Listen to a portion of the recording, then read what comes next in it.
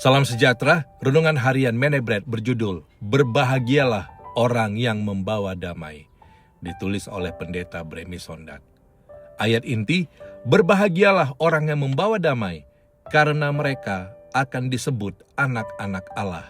Kitab Matius pasal 5 ayat 9. Dunia kita penuh dengan konflik, pertengkaran, kebencian, dan perpecahan.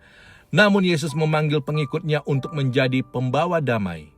Membawa damai bukan berarti menghindari masalah atau mengorbankan kebenaran. Pembawa damai adalah orang yang membawa kasih Kristus ke dalam situasi yang penuh ketegangan dan menuntun orang kepada pendamaian dengan Allah. Damai yang sejati berasal dari Allah. Sebelum seseorang dapat membawa damai kepada orang lain, ia harus terlebih dahulu mengalami damai dengan Tuhan. Paulus berkata, sebab itu, kita yang dibenarkan karena iman, kita hidup dalam damai sejahtera dengan Allah oleh karena Tuhan kita, Yesus Kristus. Kitab Roma pasal 5 ayat 1. Ketika Kristus tinggal dalam hati kita, Roh Kudus menghasilkan kasih, kesabaran, kelemah lembutan, dan pengendalian diri. Sifat-sifat inilah yang memungkinkan kita menjadi pembawa damai. Pembawa damai tidak menyebarkan gosip, tidak memperbesar konflik, dan tidak menyimpan kepahitan.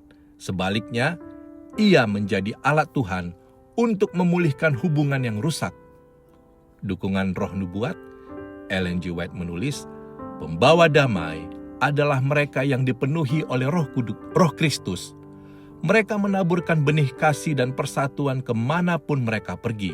Ellen G. White, Thoughts from the Mount of Blessing, halaman 28. Ia juga berkata, damai Kristus lahir dari kebenaran. Damai itu selaras dengan Allah. Dunia berada dalam permusuhan terhadap hukum Allah. Orang berdosa bermusuhan terhadap penciptanya. Dan sebagai akibatnya, mereka bermusuhan satu sama lain. Thoughts from the Mount of Blessing, halaman 27. Aplikasi, tanyakan kepada diri sendiri hari ini, apakah saya menjadi pembawa damai di rumah? Apakah saya menjadi pembawa damai di gereja? Apakah saya membawa damai dalam pekerjaan dan pergaulan? Sebagai anak-anak Allah, kita dipanggil untuk mencerminkan karakter Kristus. Setiap perkataan yang lembut, setiap tindakan pengampunan, dan setiap usaha mendamaikan orang lain adalah kesaksian tentang kasih Tuhan. Dunia membutuhkan lebih banyak pembawa damai. Ketika kita membiarkan Kristus memerintah hati kita, kita akan menjadi saluran damainya bagi keluarga, gereja, dan masyarakat.